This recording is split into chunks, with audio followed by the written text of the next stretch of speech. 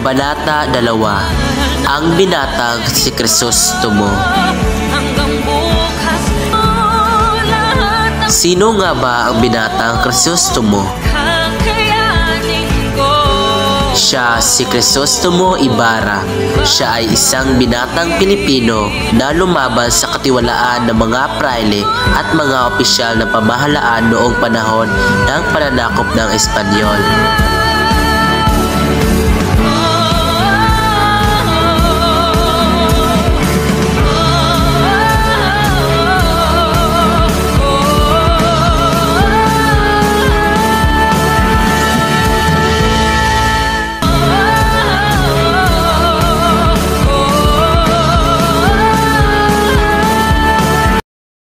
Kaakbay ni Kapitan Tiago ang isang binatang luksang-luksa ang kasuotan.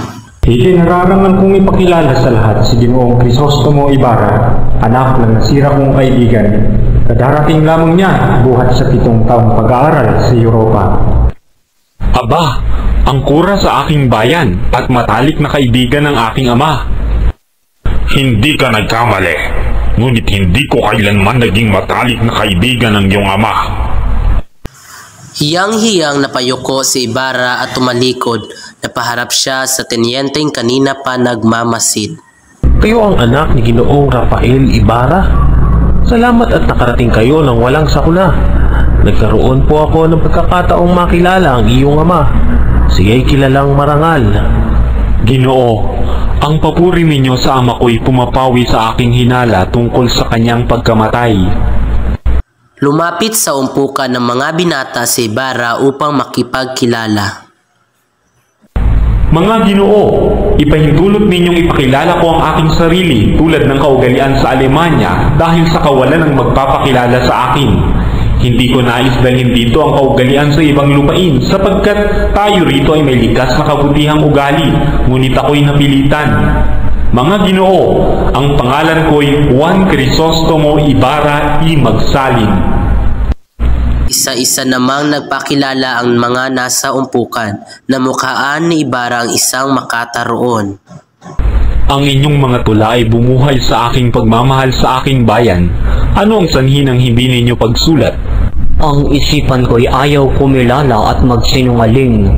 May isang makatang tumula sa katotohanan at siya'y pinag-usig. Pagkatapos ng pakikipag-usap ni Ibarra sa makata, siya'y lumayo at lumapit naman sa kanya si Kapitan Tinong. Ginoo, ako'y si Kapitan Tinong, kaibigan ni Kapitan Tiago at matalik na kakilala ng iyong ama. Maaari po bang makasalo namin kayo sa isang pananghalian bukas? Salamat po, ngunit uwi po ako bukas sa San Diego.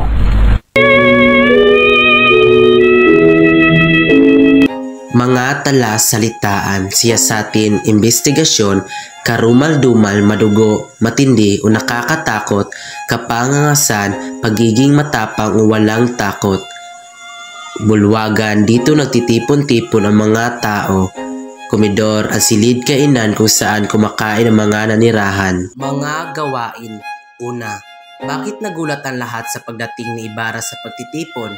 Dahil 7 taon siyang nanirahan at nag-aral sa Alemanya o Europia. Pangalawa, bakit itinatwa ni Padre Damaso ang ama ni Ibarra? Itinatwa ni Padre Damaso ang ama ni Ibarra sapagkat siya isang lihim na kaaway nito dahilan ng pagkamatay nito. Pangatlo, ano ang tinutukoy ni Ibarra na ugaling banyaga na kanyang nagawa? Ang hindi pagtangkilik sa sariling wika o kinagawiang paniniwala. Pang-apat, bakit tinanggihan ni Ibarra ang imbitasyon ni Kapitan Tinong? Dahil kailangan pa niya pumunta sa San Diego. Pang-lima, naging mainit ba ang pagtanggap ni Ibarra sa pagtitipon? Naging mainit dahil siya ay isang Pilipino na nanggaling sa ibang lugar at pumunta siya sa Pilipinas upang hanapin ang kanyang ama.